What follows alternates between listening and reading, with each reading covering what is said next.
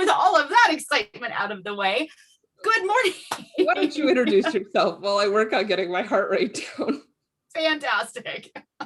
I am Ula daughter. I am your self-professed Norse nerd. And we are going to talk about the Battle of Brunaburh, and I always Brunaburh. Brunaburh. And there's a poem about it, and it's also documented in the Anglo-Saxon Chronicles. So that is our topic for today. And if you are ready, we can introduce you, and then we'll actually get into this whole thing. So it was a little exciting to have an earthquake hit you 30 seconds before I pushed the go live button. Yeah, so, and I guess somebody was saying, you had mentioned one of your friends said it was a 5.3, and that did not feel like a 5.3. Yeah, and she went on a little bit, like water sloshed out of cups, stuff came down off of my shelves in my bedroom and on top of my fridge. So she's in Anchorage too. Bullshit on 5.3 because I've been in a 5.3 any number of times. And there's water on my keyboard. Sorry. I think there's water on your everything right now. Yeah, there's water on my everything because my phone was right next to not my phone. My cup of water here was right next to my computer, which I guess makes me really glad it wasn't like a cup of coffee or something. But anyway, who needs coffee when the ground shakes underneath your feet? If this was, so my name is Kinehild, the library. I am a nerd about all things dead languages and Old English, especially the history of English and the history of England. And I am fascinated by it. So this was my month to get to talk about the things that I love. Which it's not like I don't talk about things that I love all the time anyway. Nobody can stop me. I'm a grown-ass adult. But I have no focus. So Ula, why don't, I think I'm actually supposed to start the next subject. So yeah, I can dive into a little bit. I just don't know nearly enough about it. So we're gonna start. Oh, go ahead. Oh, I was just gonna say we're gonna start with the Anglo-Saxon Chronicles. Yes. Which is a giant tome of information. And that's about all I got on the Anglo-Saxon Chronicles. So, okay, so what's really cool, yeah, Fleta, it did not feel like I've been in 5.3s. I slept through 5.3s. So sure, I guess, but no. Anyway, not the point. Oh, now the website will load.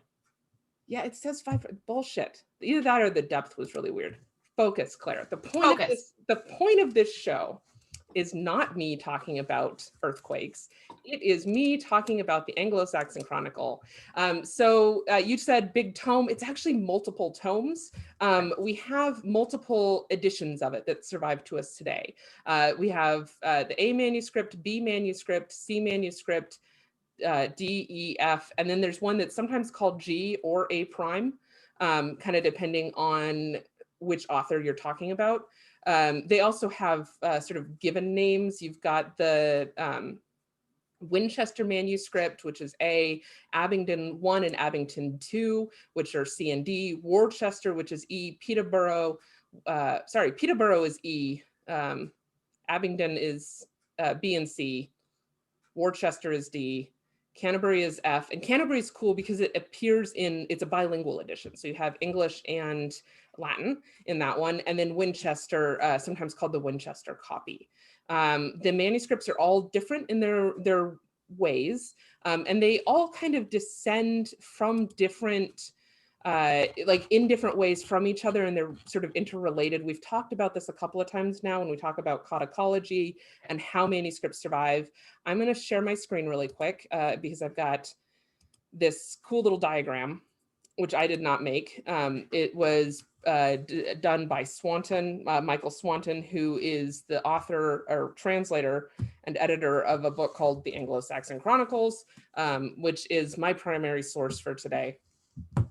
So what you're looking at here is the evolution of these different manuscripts. We think that it starts from an original, probably begun right around 684, I think is the earliest examples of what they think are legitimate entries, instead of just somebody going back, because it does go back quite a ways before that. So we've got entries for like the year 11, here the son of Herod and Antipas succeeded him to the kingdom of Judea.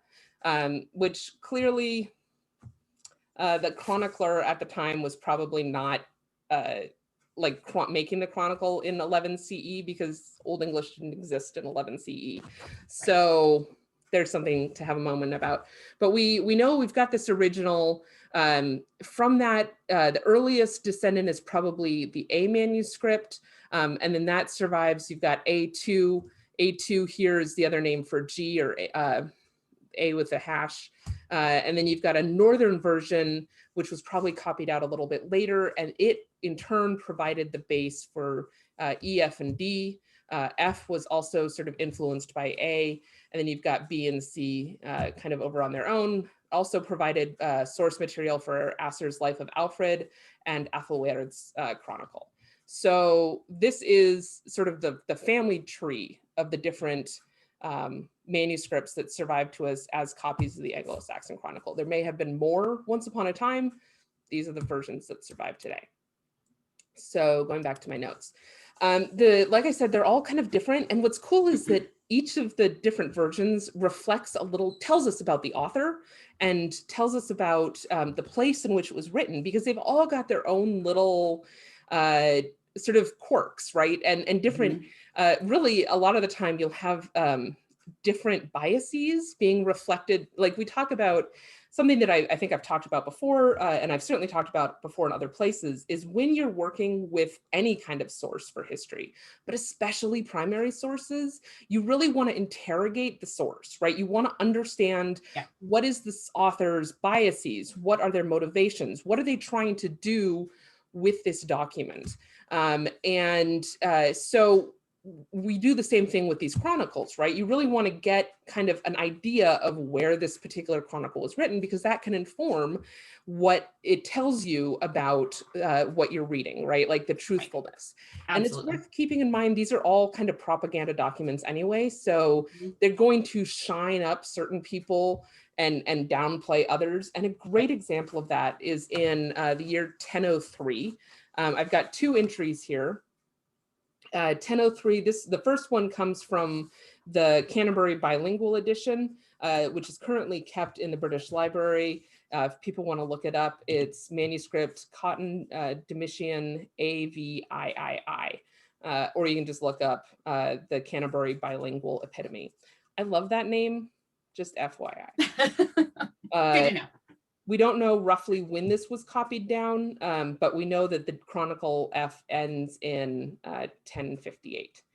So what this, for 1003, what this manuscript says is, here Exeter was destroyed because of the business of a French churl called Hugh, whom the lady, here referring to either to Athelgifu or Emma, they're the same woman, she just has two different names, had set as reeve. And the raiding army completely did for the town.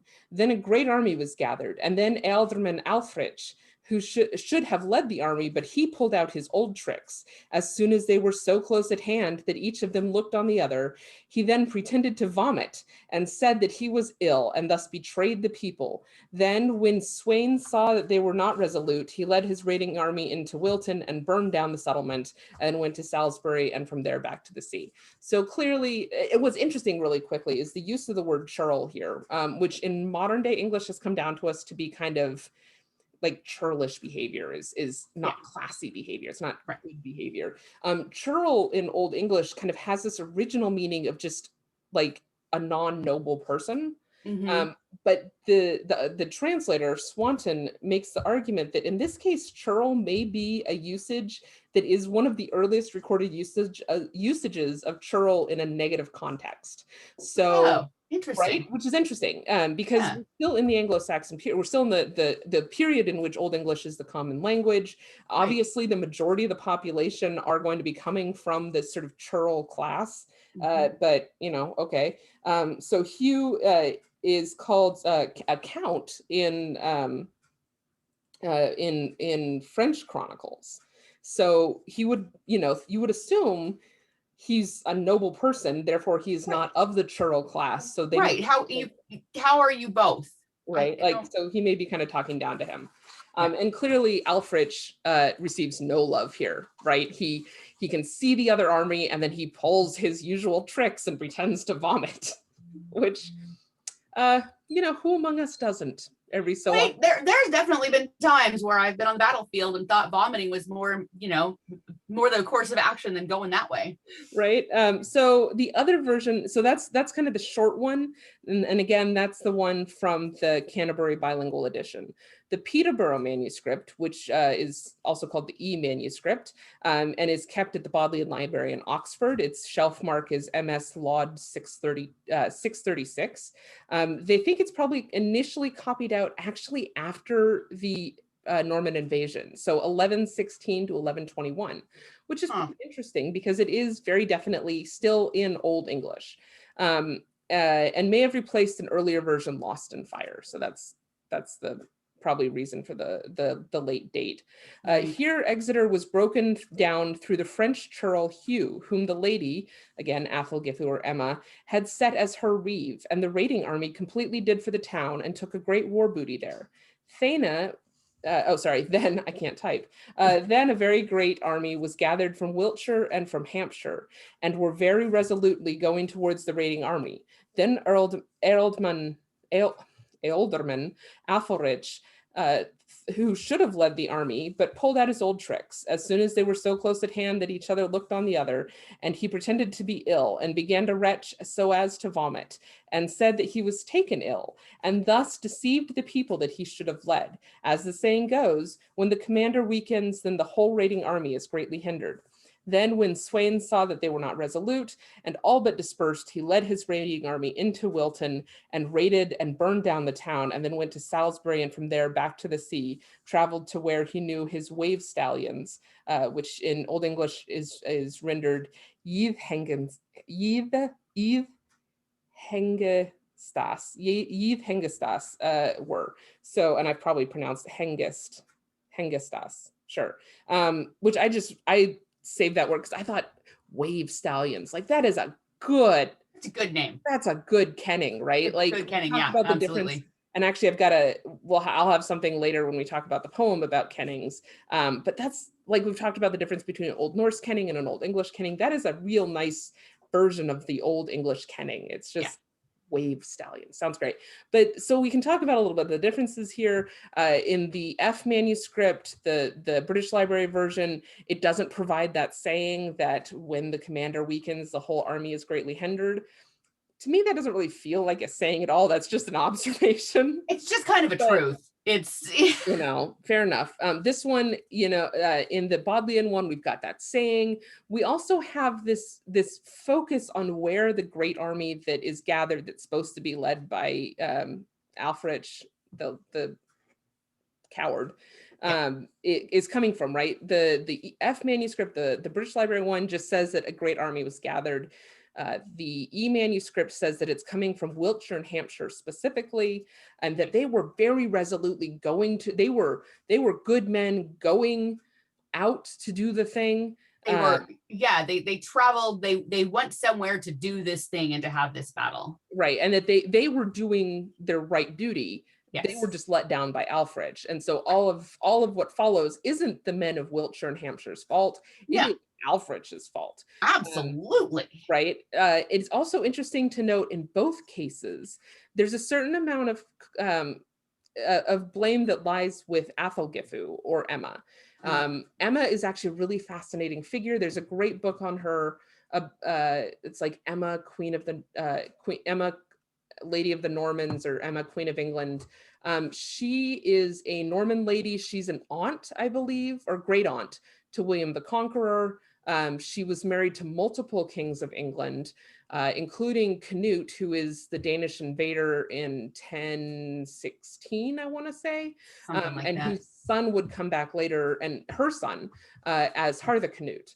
And she gets recorded in various chronicles either by her Norman name Emma or by her English name Athelgithu. So she sort of gets a new name when she gets there because it's more appropriately royal Old English name. Emma is this like weird, that's not how names work kind of moment. So we're putting a little blame on her because she hired this Hugh guy who did something, right? Like it says here, Exeter was broken down through the French churl Hugh. it doesn't explain exactly how it's Hugh's fault, but okay, really they focus the blame on Alfrich and his I need to be sick, Mom, I can't go to school today behavior. Oh, the number of times I heard that excuse. So it's just kind of an interesting thing as you read through. One of the things I love about the Swanton edition of the Chronicles is that he has each of they're organized by chronicle kind of, but then they're all mixed in together. Like he tracks which year entry is with which group, but you can look at the different years and kind of say, okay, this manuscript recorded this manuscript recorded that. There's definitely evolution of change, right? I mean, it's interesting how the same events, the same information will take on a different spin in, the how to describe this. The facts are the same, but the reporting is different. Yeah. And what's one of the cool things is like manuscript A, they've worked out that there was probably 12 different scribes who worked on that manuscript. And they can do that by handwriting analysis, stuff like that. Ink analysis. And each of the scribes, or some of the scribes, can be identified by very specific sort of flourishes in their language or use of a particular formula over and over again to emphasize various things, really. Largely with manuscript A, it's emphasizing the importance of the royal line of Wessex. That's really the focus of that manuscript. I am really, like, I keep moving my cup farther and farther away from my computer because I'm like, there's a part of waiting for the aftershocks. Fucking aftershocks. So anyway, not the point. So we've talked a little bit about the difference between the two manuscripts. Like I said, it has its origin 648, we think. But that MS is lost, that manuscript is lost. One of the cool things is some of the entries have what we call direct speech. And that's when they're recording what people said, right? And so that suggests that the scribe has a fairly close knowledge of particular events, implying at the very least that it's a contemporary entry. If not that the scribe received this information firsthand or secondhand, like they were there, maybe they interviewed somebody who was there, but they've got a very close knowledge of some of these events, which is fascinating as historians, right? That we have such a moment of a look into the past that was recorded, at least with the later entries, obviously, was recorded contemporaneously. So you're not looking through, which, I mean, the thing that makes me sad all the time about the Icelandic sagas is those are written down 200 years later, right?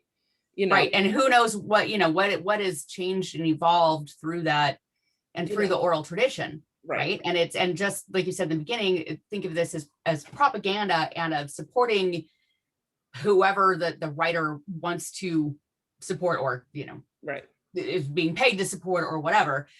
So the fact that these were written contemporary to the events is, I mean, it's early reporting. It's and what's great is some of these are just like those real boring news entries where it's just like clearly somebody just sort of, this happened, right? So a great example would be from C 911. Then in this year, the next year, Athelred, Lord of the Mercians, died.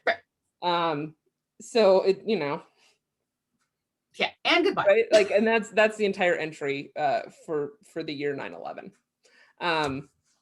which was a great sort of lead in to what this chronicle contains. It contains king lists, which are real fascinating, personally. It contains important deaths, like we just saw. It contains descriptions of battles, which is what we're going to get into at the Battle of Brunaburh. It just includes actually a fair amount of poetry. It's not just the one battle. There's a couple of spots where they'll memorialize somebody's death, somebody's coronation. There's a poem describing the coronation of Edgar, which is pretty neat. Unfortunately, it doesn't get super into the description. And the next entry in that chronicle is the death of Edgar. So, what are you gonna do? But it's also a poem. That's fun. It includes various religious events when bishops were installed, stuff like that. And then it includes these astronomical events. One of the examples is we're going to talk about a little bit later with 1066, but they talk about the haired star, a comet. But then there's a couple of entries, and I'm digging for my articles, which there they are. Okay, so these two entries really fascinated me, and I ended up reading articles coming out of Historical Geospatial Sciences, which I was not expecting to be reading, and then a journal called Solar Physics, which again, don't know a lot about physics. So a whole chunk of this article was entirely over my head. Once we started talking about perihelion, which I do know what perihelion is, but I cannot talk to you about the mathematical tau rho correspondence and stuff like that. So some of this. So for those of us that are uneducated, what is a perihelion? Whatever you said. Perihelion is, and I'm going to get this wrong, of course. It's either the point where the sun is the closest to the Earth or the farthest from the Earth. Got it. Because it's not like a perfect. Yeah, no, everything's all wibbly wobbly. Yep. Right. Yep. So we pass through perihelion at a certain point of the year. Yes. Got it. It's fun and exciting. Cool. So the first one I wanted to talk about was this article, The Provenance of the Cross Sign of 806. And this author, Yuta, first name Yuta, last name Uchikawa. I'm really hoping I got that right. Postulates that this cross sign, which is drawn in at the margin for 806, and then also appears in the manuscript, like it's described in the manuscript a little bit,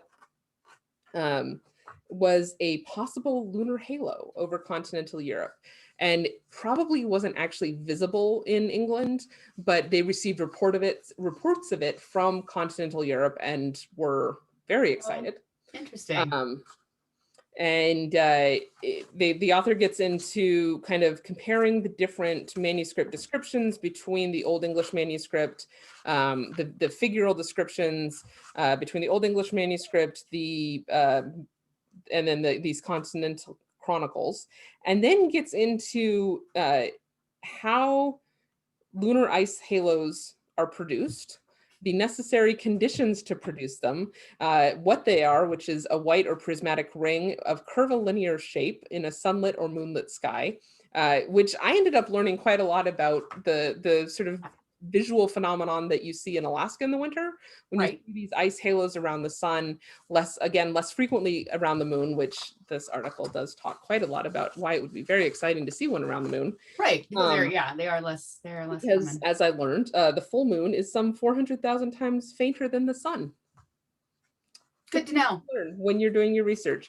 But as it turns out, it's possible to produce these sort of halo effects, which I don't know if people can see it, but this is, so you've got these 4 points which appear to form a cross, which if I was a monk in 800 in France, I would be like, WTF, Holmes. That's a thing, and we need to talk about this thing. Right? So this is the summary that the author provides. To summarize, lunar halos with the required cruciform aspect can occur, but the cross is usually fainter and therefore rarer than surrounding halos. A key issue is whether the cruciform display would be visible during twilight, which is where the time of day that the Continental Chronicles remark upon. And then it's surprising in the surprising absence in the records of a tangent arc or 22-degree halo with only one hit, and we get into other stuff. And it's like, that's not surprising, guys. These 9th century, early 9th century monks saw a cross around the moon, and they got real excited. Right. They don't have the same physics and scientific background. They just got excited that there was a cross around the moon. That's a big deal. Like, I would be excited, and I'm neither a monk nor living in 856. It's just, So that's just a brief moment. And I love your rabbit holes sometimes, because I learned so much from you finding rabbit holes. And it's funny because I found that same rabbit hole. I did not go down that rabbit hole. I looked at it and went, I'm going to jump over that. Yeah. So, but it was a really cool correlation there. Right. So the other one was in 776, and I'm not going to discuss the article as much because I spent a little bit of time on that one. But basically, the theory is the celestial sign observed in 774, 775 was actually an aurora,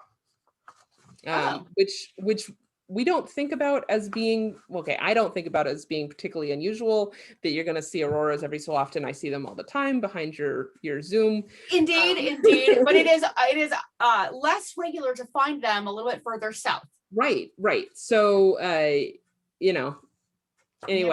those are the two articles. They'll be in our bibliography. The journals were Solar Physics and History of Geo and Space Sciences. Check them out. Nerd alert. Yeah. Deep nerding.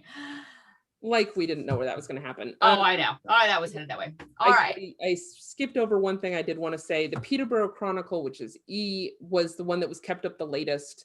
A number of these chronicles go through 1066. Peterborough Chronicle goes as late as 1154, which for my English history buffs is the end of the troubles between Stephen and Maud. And what's interesting is the Peterborough manuscript is very pro-Stephen and anti-Maud.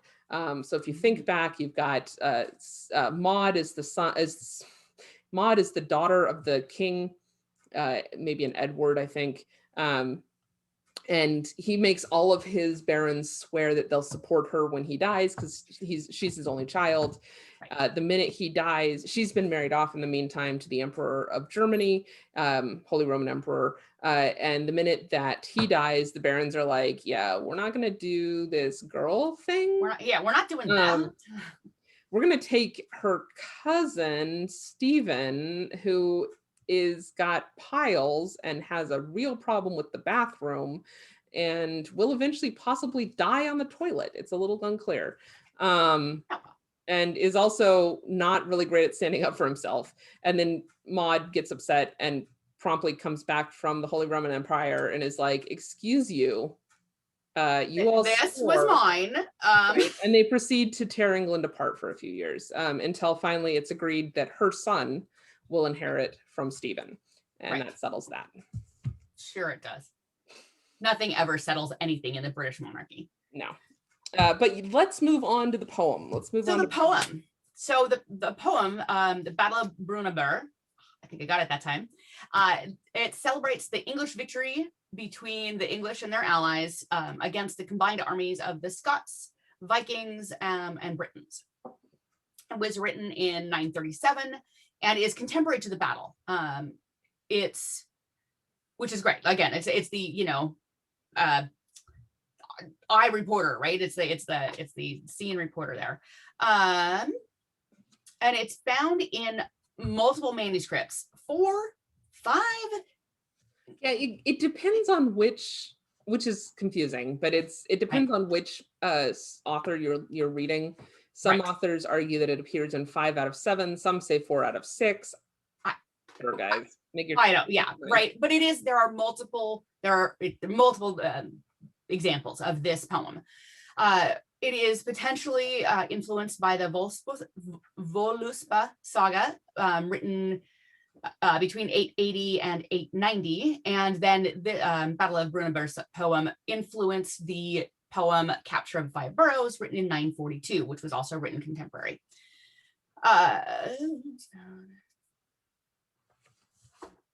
So, and it's what? Oh, right. Sorry, I'm looking at don't even understand our own notes sometimes.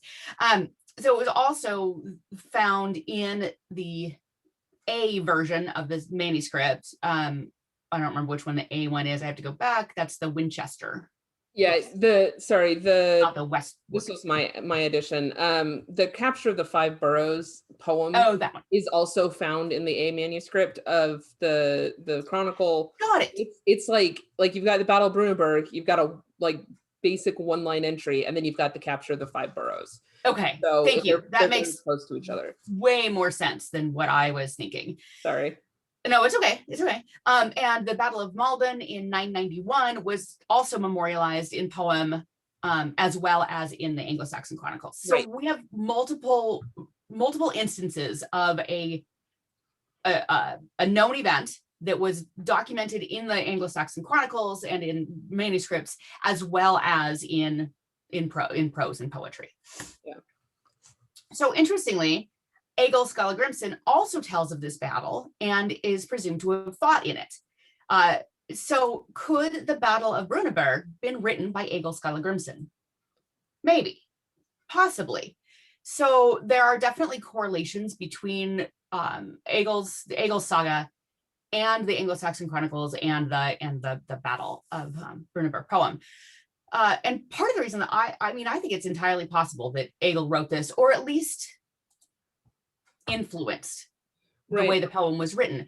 So the poem itself is split up using an Icelandic rhythmic structure, like straight out of the Snorra Edda. It's just like, because there's a formula on how these are supposed to be written, and it's written exactly that way to a point. So the sequence in the poem is the first 8 stanzas are in honor of King Aethelstan and his brother and their deeds at Brunaburh. Awesome, great king, go rah rah rah. The next 8 stanzas are about the day of the battle itself, the fate of the adversaries, their losses, their escape from the field in dishonor, and the fate of the dead men. Like, and it's got some pretty cool wording in it.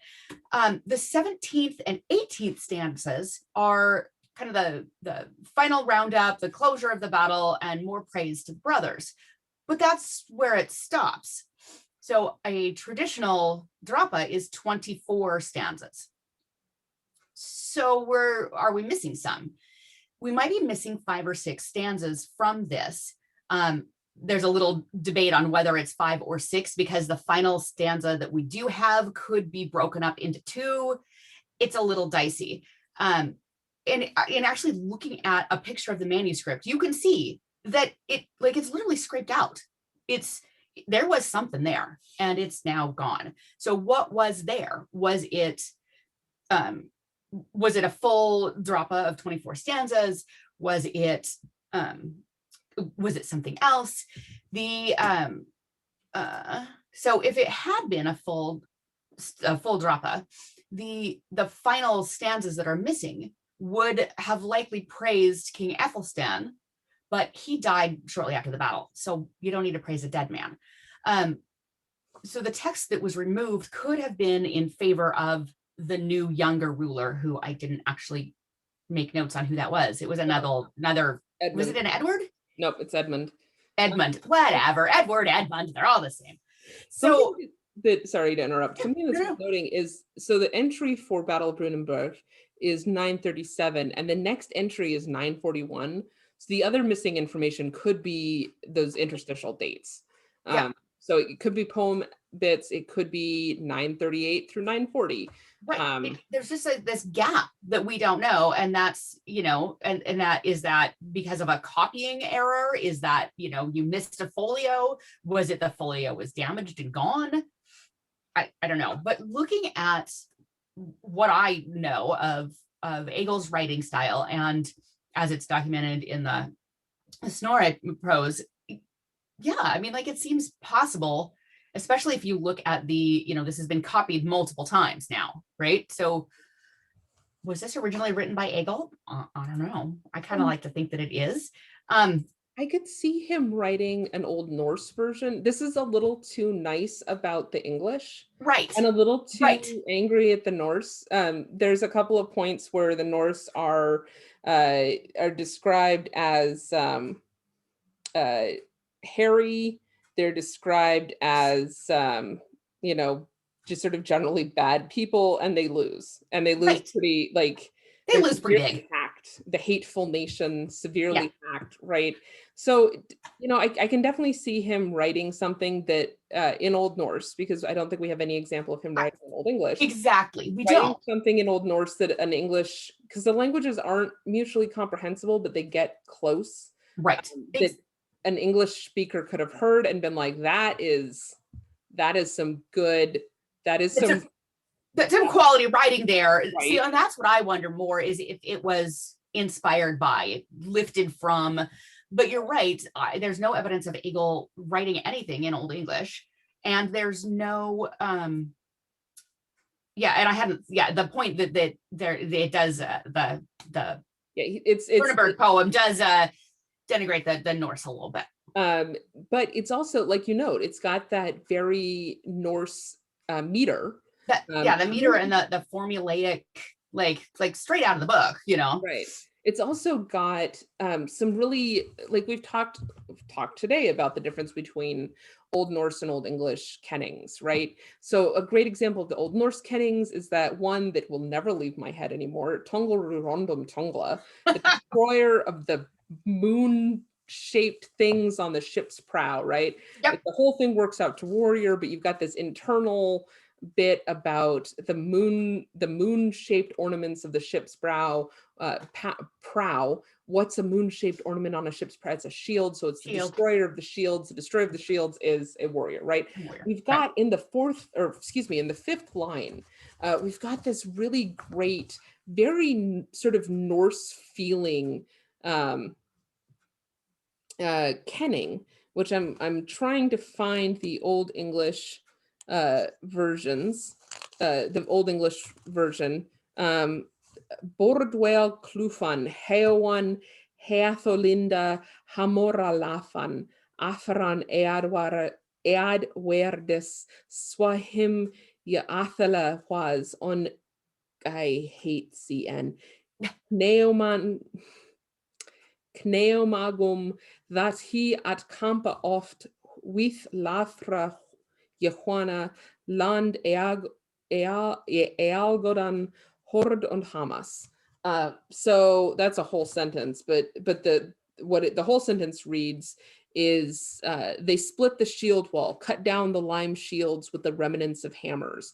And that's the remnants of hammers, right? Like the lime board, the war lime. So this author translates it, Taharn translates it as the lime shields, but Heatholinda, Heowen to hew, right? To hew, yeah. Right? So Heowen, Heatholinda, Hammerolafen, Lafen leavings. The hammer leavings. Right, like if you listen to it, you can kind of hear Hamora, hammer, Lafen leavings. The leavings of hammers are hewing. Heatholinda. That's not the lime shields. That's the battle lime. Right. So what is a battle lime? Battle lime is a shield. What is a hammer's leavings? A hammer's leaving is a sword. So you've got this more complex. Kenning. It's much more complex and it's much more of a Norse style kenning than it is the English. So the English kennings were, as we've learned, usually simpler. Yeah, right. It's two words stuck together to make a new one. Right. So we talked already today about the wave stallions. That's very Anglo-Saxon, Old English style kenning. Yes. Wave stallion, 2 words describes one thing and there's no nesting. This doesn't really have nesting necessarily, but it is using multiple kennings to kind of build towards a single image. So I thought that was really interesting when I was reading through the poem again, and thinking about kind of ways that this reflected more to a Norse style than to an English style. And then the other thing I wanted to talk about was kind of who all's involved in this battle. You mentioned that this is a contemporaneous or nearly contemporaneous report of action, and you talked about it as like the CNN team, right? Yeah. But this is a little bit more like, this is a little bit more the Atlantic, right? Like this is a little deeper, a little more poetic than just like, I saw most of the entries in the Chronicle. I saw this thing happen. Yep. This, and this, the end. This is, this is more flowery. This is more emotive. This is more, and it's really meant to push some buttons.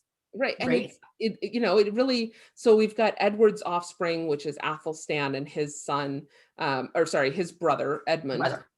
So, and Edmund here gets described as the Atheling, which I really briefly want to talk about what that word means. Yes. Atheling means a descendant of the, Athel means royal. So it's a descendant of the royal line. The ing suffix basically just means descendant of or son of.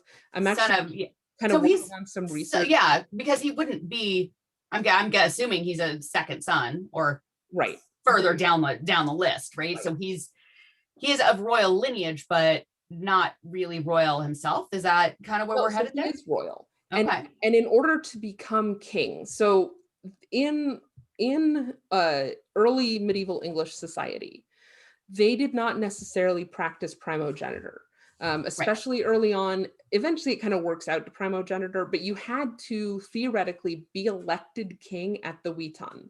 So at the king's death, the Witan would meet and they would say, this is going to be our next king. And this gets played up a lot in like 19th century English history, where they're like, it proves that we selected only the best. But really what it was is there was politicking, and it was usually the king's oldest son who inherited, or like if he had surviving younger brothers, a younger brother. So, and that's what happens here. Athelstan dies, his younger brother Edmund takes the throne. But in order to be elected king, you had to be an atheling. You had to be this male descendant of the royal house. It doesn't mean that you are necessarily going to be king, but it means that you are qualified to be king, which is where I'm going to go on a little rant about alternate titles in the SCA. You were not prepared for this. You have wait, what? What are you doing to me here? So on the alternate title list right now, the only alternate title for prince is atheling. And that's fine if you are the crown prince. But those of us who live in principalities, our prince cannot be an atheling. He is explicitly not, because he cannot, from his position, inherit the kingdom. So he is more accurately titled, I would argue, an ealdorman, which is like a sub-king kind of position. Like they have control over a territory.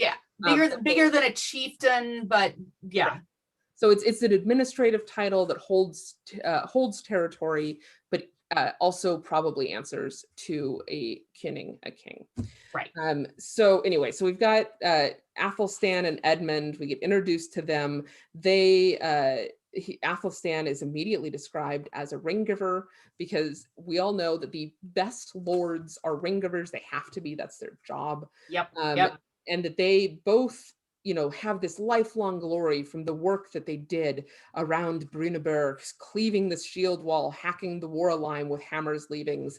And then they're described as Edmund's offspring, Edmund, their father, as was natural to them by ancestry. So they're coming into this glory of warfare. Like, this is what their family. This is their right. This is their, and in frequent conflict, they defend land, treasure, and homes against every foe, right? So we've established these guys, they come from a glorious family. It's probably important to note, if I remember correctly, that these guys are kings of Wessex. Actually, Athelstan, it's important, Athelstan is the first king of the English. So in 1827, before you have the sort of, we move through English, early medieval English history. We go from these individual tribes. You have the Magonseta. You have various, the Wolfelings, all these different groups. They eventually sort of coalesce into the Heptarchy, which is the 7 kingdoms, which, if you think about how small England is, the fact that they fit 7 kingdoms in there is a little nuts. But that's where you have the House of Wessex, the House of Essex, the House of Kent, Mercia, East Anglia. There's no West Anglia because, I guess, you've got all these different smaller kingdoms, and then they eventually coalesce under Athelstan as the kingdom of the English. And he gets, and there's some earlier arguments made that we have, I'm going to get this word wrong, Bretwala, which is a word that appears in Old English that appears to mean like over king. And it's applied to people who may be sort of the over king of the English during the period of the Heptarchy, and various kingdoms kind of rose and fell in power. There's a great example of Athelflaed.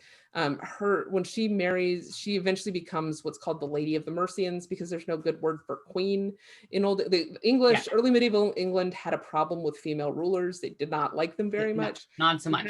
You had queen. There is a word quena. But it's worth noting that Kvenna has a very close relationship to the Old Norse word kvenna, which means woman. Right. So really, Kvenna is just a woman. And we have an Old English title of nobility for women, which is hlaftia, which comes from the worker of the dough that we talked about last time. But it's not like king's wives are typically described as the wife of King so-and-so. The wife of King so-and-so, not Queen so-and-so in her, Right. yeah. So we get to Athelflaed in 912. Athelflaed is the daughter of Alfred. And she marries this alderman of Mercia and he eventually dies off, and she becomes Hlaftiga Mercanriches, the Lady of the Mercians. And Right. she kind of achieves a king-like status, but they're always sort of reminded that they are subjugated to Wessex. So even though they're their own kingdom, they're always still beholden to, right, yeah, under Wessex. And then eventually Athelstan is proclaimed. So Athelflaed leaves her kingdom to her daughter, who is promptly put aside in favor, if I remember correctly, in favor of Athelstan, which is lame.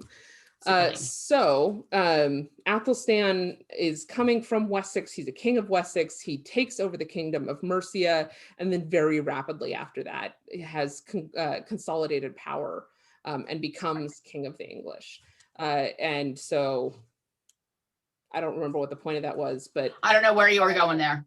we lost the thread. So we've got this battle happens. There's a brief moment where we stop to talk about God, because what Anglo-Saxon as you do, the bright candle of God, the Lord eternal, gilded over the depths until the noble creature sank to rest. Right. So we can't ever have Old English poetry without that. And then we've got the various groups. We've got the West Saxons with their the word in this translation is elite cavalry, but it's probably more correct to say elite troops, because to the best of our knowledge, they didn't actually practice cavalry warfare. They rode their horses to the battle, got off their horses, fought, got back on their horses, and rode home. Which, having fought in at least SCA battles, I can tell you that sounds great. Yeah, right. End of the battle, you just chuck all of your stuff on the horse, and then you go drape yourself over it, and the horse takes its happy butt home. Exactly. And I'm gonna pause you, because this is a line that I wanted to highlight from the poem itself. There lay many a soldier of the men of the north, shot of shield, taken by spears, likewise Scottish also, sated, weary of war. All day long the West Saxons with elite cavalry troops pressed in the tracks of the hateful nation, with mill-sharp blades severely hacked from behind those who fled battle.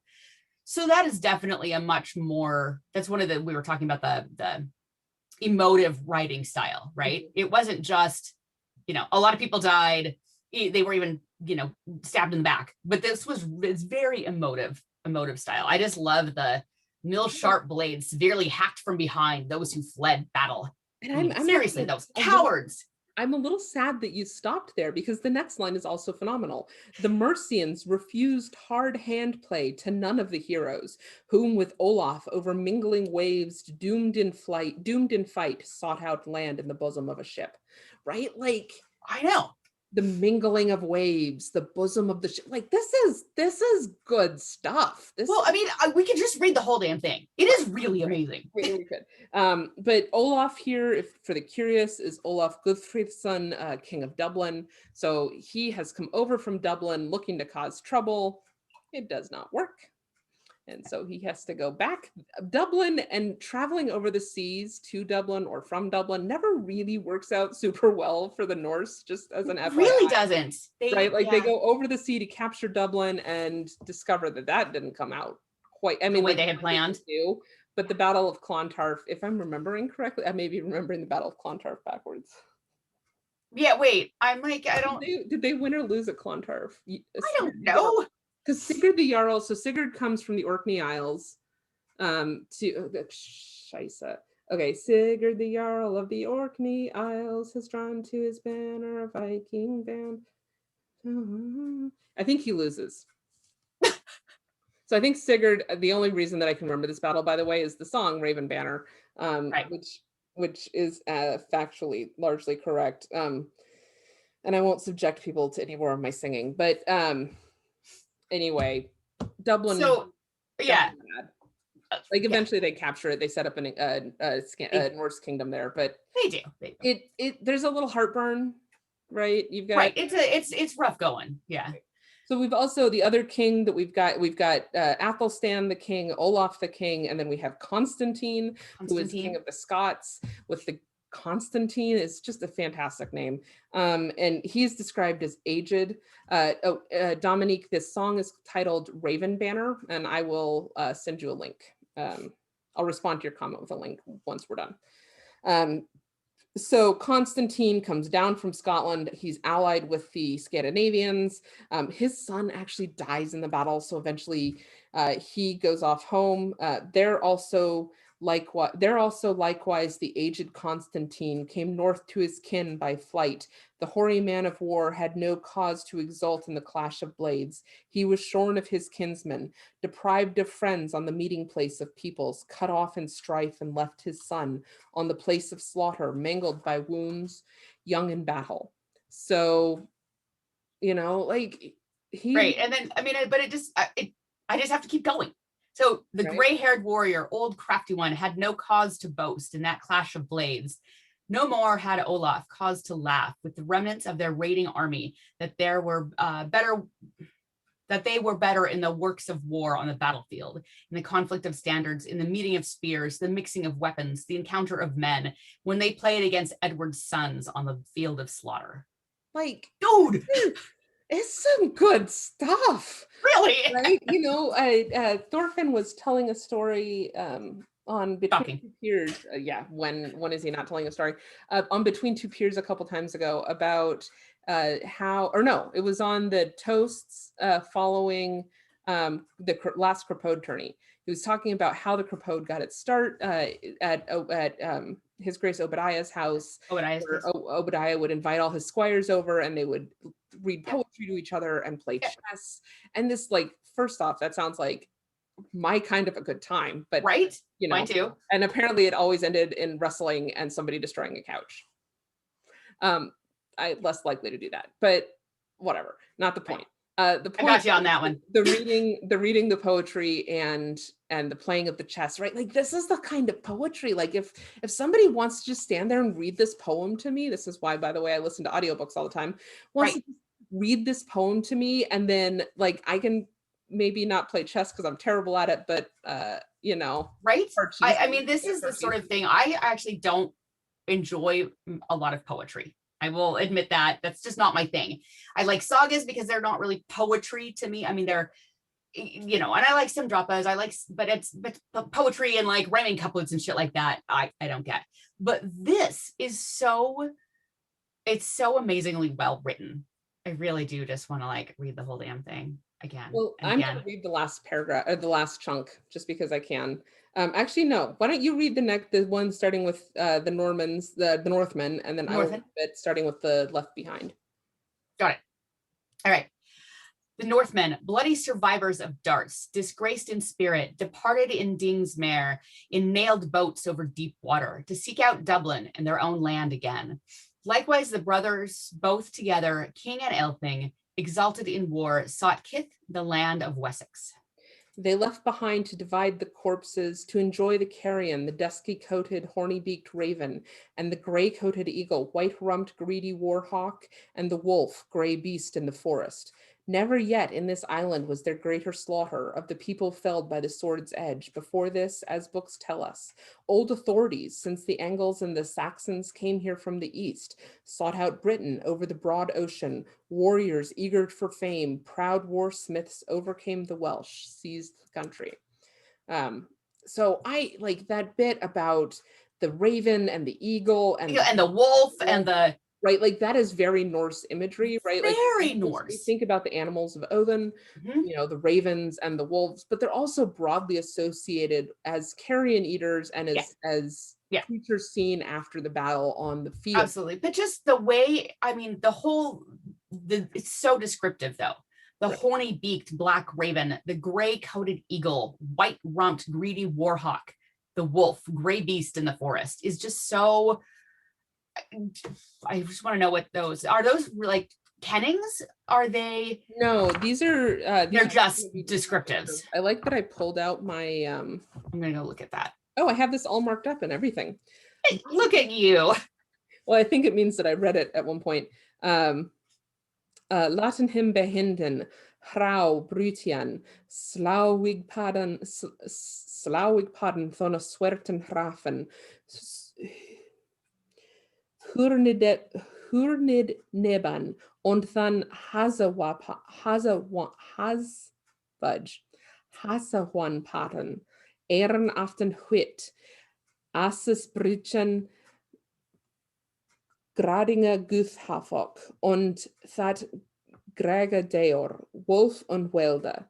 So we're not going to talk about my pronunciation there, but Deor, here Deor can mean deer as in dear to my heart, or in this case, it means like wild animal. We've got Hafok, is a hawk. Guthhafok is like a war hawk. Hirndeneben is I think like hard-nosed or Yeah.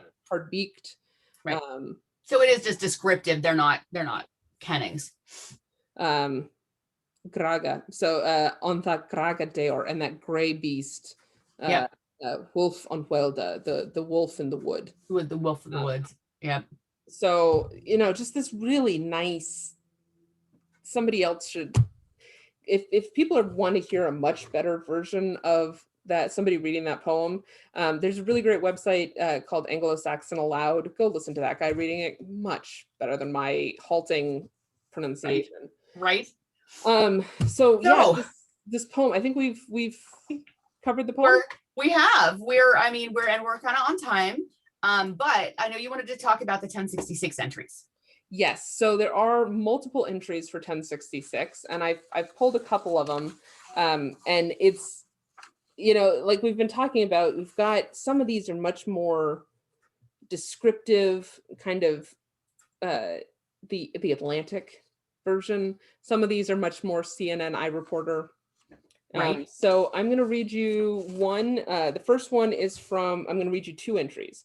The first one is from the C manuscript called the Abingdon manuscript, probably produced mid-11th century, incorporating some local annals as well as that original non-surviving copy. So this survives in the British Library. Its shelf mark is MS Cotton Tiberius B1 or BI. In this year, King Harold came from York to Westminster at the Easter, which was after the midwinter that the king passed away. And Easter was then on April 16th. Then throughout all England, a sign such as men had never seen before was seen in the heavens. Some men declared that it was a star comet. It was the star comet, which some men called the haired star. So there's some more of those astronomical events. Mm-hmm. Also worth noting, this is probably Halley's Comet. And it appeared first on the eve of the Greater Litany, that is April 24th, and shone thus all the week. And soon thereafter came Earl Tostig from beyond the sea to White, as with as great a fleet as he could get. And there was given both money and provisions, and then went from there and did harm everywhere along the sea coast where he could get to until he came to Sandwich. Then when King Harold, who was in London, was informed that his brother Tostig had come to Sandwich, he gathered a greater ship army and also a land army than any king in the land had ever gathered before, because he was told for certain that Earl William of Normandy, relative of King Edward, wanted to come here and win the land, just as it afterwards came to pass. Then when Tostig wanted to come here, Tostig found out that King Harold was on his way to Sandwich. He went from Sandwich, and he took some of the boatmen with him, some willingly, some unwillingly, and then turned north into, and then here we've got damage to the manuscript, and there raided in Lindsay and killed many good men there. And then when the Earl Edwin and Earl Morcar realized that, they came there and drove him out of the land. And then he went to Scotland, and the King of the Scots gave him safe conduct, that asshole, and helped him with his provisions, and he lived there all summer. Then King Harold came to Sandwich and waited for his fleet there, because it was long before it could be gathered. And then when his fleet was gathered, he went into White and lay there all summer and autumn, and a land army was kept everywhere by the sea, although in the end it was to no avail. Then when it was the Nativity of St. Mary, which is the 8th of September, the men's provisions were gone and no one could hold them there any longer. Then the men were allowed to go home and the king rode inland, and the ships were sent to London, and many perished before they came there. Then when the ships came home, King Harold from Norway then came by surprise north into the Tyne with very great raiding ship army, and no one and no little one. It could be, and then more damage or more. And then Earl Tostig came with him and with all that he had, just as they had earlier spoken about, and then went both with all the fleet along the Ouse up towards York. Then King Harold in the south was informed, and when he came off the ship, that Harold, king in Norway, and Earl Tostig were landed near York. Then he went northward by day and night as quickly as he could gather his army. Then before King Harold could come there, Earl Edwin and Earl Morcar had gathered from their earldom as great a force as they could get, and fought with that raiding army, and made great slaughter. And there were many of the English people who were killed and drowned and driven into flight, and the Norwegians had possession of the place of slaughter. And this fight was on the vigil of St. Matthew the Apostle, the 20th of September. And that was a Wednesday. And then after the fight, Harold, king of Norway, and Earl Tostig went into York with as great a force as seemed to them necessary. And they were given hostages from the town, and also help with provisions. And so it went there to ship, and spoke of complete peace, provided that they could all go south with them and win this land. Then in the middle of this came Harold, king of the English, with his army, and on the Sunday to Tadcaster, and there marshaled his fleet, and then on Monday went right through to York.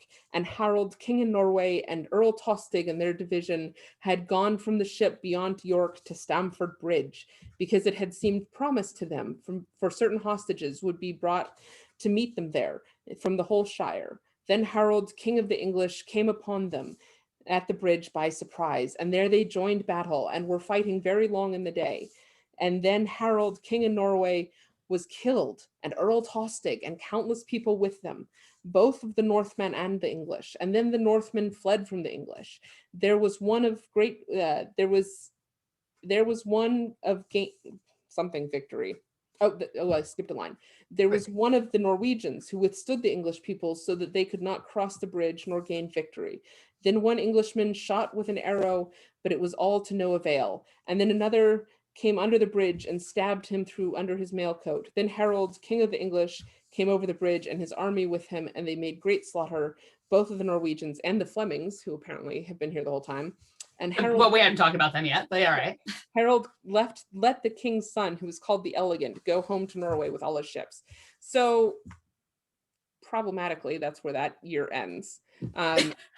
Another manuscript, manuscript D, I'm not going to read the whole thing, but basically it has much the same information, and then it kind of it gets a little bit more specific about, like, there's 24 ships and all this kind of stuff, but then it gets into then Earl William, obviously, and this is the only contemporary English account of the Battle of Hastings, so you guys are gonna have to sit and listen to me read for a little while longer. Then Earl William came from Normandy to Pevensey on the eve of the feast of St. Michael, and as soon as they were fit, made a castle at Hastings market town.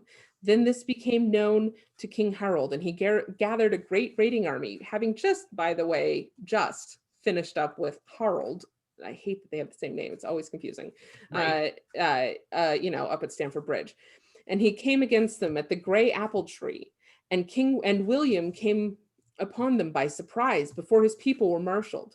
Nevertheless, the king fought very hard against him with those men who wanted to support him, and there was a great slaughter on either side. There were killed King Harold and Earl Leofoyn his brother, and Earl Gruth his brother, and many good men. And the French had possession of the place of slaughter, just as God granted them because of the people's sins. Archbishop Aldred and his garrison in London wanted to have Prince Edgar for king, just as was his natural right, and Edwin and Morcar promised him that they would fight for him, but always when it should have been furthered. So from day to day, the later the worse it got, just as it did in the end. This fight took place on Pope Calixtus Day, 6th of December, and Earl William went back again to Hastings and waited there to see if he would be submitted to. But when he realized that no one was willing to come to him, he went inland with all of his raiding army, which was left to him, and what came to him afterwards from across the sea, and raided all that region he traveled across until he came to Berkhamsted. And there came to meet him Archbishop Aldred and Prince Edgar and Earl Edwin and Earl Morcar and all the best men from London. And they submitted from necessity when the most harm was done. And it was great folly that it was not done thus earlier, when God would not remedy matters because of our sins, and gave hostages and swore him oaths, and he promised them that he would be a loyal lord to them. And yet in the middle of this, they raided all that they went across. Then on Midwinter Day, Archbishop Aldred consecrated him king in Westminster, and he gave his hand on it, which is, they shook on it, essentially. And on Christ's book. So they shook on it. He swore on the Bible. On the Bible, yeah. And also swore before Aldred would set the crown on his head that he would hold this nation as well as the best of any kings before him did, if they would be loyal to him. Nevertheless, he charged men a very stiff tax. Then in the spring went across the sea to Normandy and took with him Archbishop Stigand and Athelnoth, abbot in Glastonbury, and Prince Edgar and Earl Edwin and Earl Morcar and Earl Waltheof, and many other good men from England. And Bishop Odo and Earl William Fitz-Osborne were left behind, and they built castles widely throughout the nation and oppressed the wretched people. And afterwards, it was always growing much worse. When God wills, may the end be good. So this is like clearly not a fan of the conquerors, right? But also like they, we were forced into this because we were sinful. And I just blame it on God. Just blame it. Always blame it on God when you're, And as a final thing, I did want to contrast those two entries with this entry also for 1066 from Manuscript A. Here passed away King Edward, and Earl Harold succeeded that kingdom and held it 40 weeks and 1 day. And here came William and won England. And in this year, Christchurch burned and a comet appeared on April 18th. Well, there you go. So those are the two types of entries you get in the Chronicle, right? Or I guess we've covered all three types. We've covered the poetic entry, we've covered the very fulsome account, and we've covered the bullet points of bang, bang, bang. Major world and linguistic events wrapped up in one lines. Yeah. That's some major events that are just like bullet points. Sometimes I would like a little bit more elaboration, but maybe not so much as others. So anyway, that's the last thing I wanted to cover. I really encourage people, if you're interested in English history, checking out the Old English Chronicle. In some ways, it's kind of England's version of the sagas, in that it provides a more direct account of history than the poetry kind of does. Right. Though obviously the sagas have a lot of those flourishes, but some of the simpler sagas really are just like, and then this happened, and then this happened, and then that happened, and then right. And then the cow died. It's sad to me that we don't have a tradition in early medieval English literature like the sagas. But this is kind of this doesn't give us as much of a window into people's everyday lives, but it does provide some really useful historical anecdotes. Like the fact that nobody liked Alfric, or whatever his name was. Alfric. Nobody liked Alfric. He was a bad person who liked to pretend to throw up. Yeah. Well, like you do. Going somewhere with that. I'm not going to go there. Anyway, so I have finally calmed down from this morning's excitement. Excellent. So thank you everybody for tuning in for this whole early medieval Solmoneth. So I have learned so much about early medieval England in the last 4 weeks, however many weeks, way more than, because it's never been a scope of my focus ever. It has been amazing and educating. And I know that you have taken the brunt of that effort. So I thank you for the Saga Saturday team here. And we are going to roll into March talking about luck.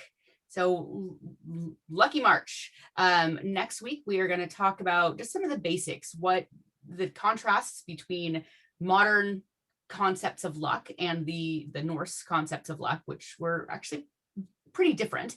And then we're going to go into the next week, we're going to talk about examples of good luck. Week after that, we're going to talk about examples of bad luck, because luck is luck is a fickle thing in Norse literature. And then our final week of March, we are going to, how shall we describe this? It's our Antifa episode. Yeah, it's basically like I was laying in bed a couple nights ago reading. There's this great book called The Devil's Historians. It talks about how various authoritarian groups have tried to use or have used, I guess not tried to use, have used medieval history, and especially in Europe, they've used a lot of the history that we're talking about on this show to further their not awesome goals. Yeah. So we just wanted to make it clear, since obviously the people watching this on Facebook know us and know who we are and know about us, but because this show also goes up on YouTube, we wanted to make it pretty clear where we stand on that behavior, i.e. we don't like it, and you know, Nazi assholes fuck off is, I guess, the theme for that episode. So that's what we're gonna do. We're gonna talk punch a Nazi graphic. Yeah. I need to get that. There's this great T-shirt that I've seen a couple times, like "Real Vikings punch Nazis." I want that T-shirt. Anyway, point of the story is we're gonna talk a little bit about how the early medieval Northern European history has been used by these groups to justify their stuff. Shittiness. Some misconceptions in that have kind of helped perpetuate that use, and then you know, why we think and partially making clear that it is not our stand. That's not cool, man, not cool. So that's all right. I think that's what we've got. Thank you again for joining me in this crazy adventure that I roped you into 6 months ago or whatever it was. Oh yeah, I guess I thought you were talking about just to this month. No. This one you roped me into. Yes, no, it's been a grand time. So and a huge thank you to all of the people that watched us both live, and I know a lot of people watch it after the fact. And then people catch it on YouTube. We've had teachers comment on YouTube that they're showing it to their students. I'm like, that's crazy talk. Don't do that, because we're full of swear words, funny jokes and dicks. But all right. Anyway, we are gonna bounce. We will catch you all next week. Bye, everybody.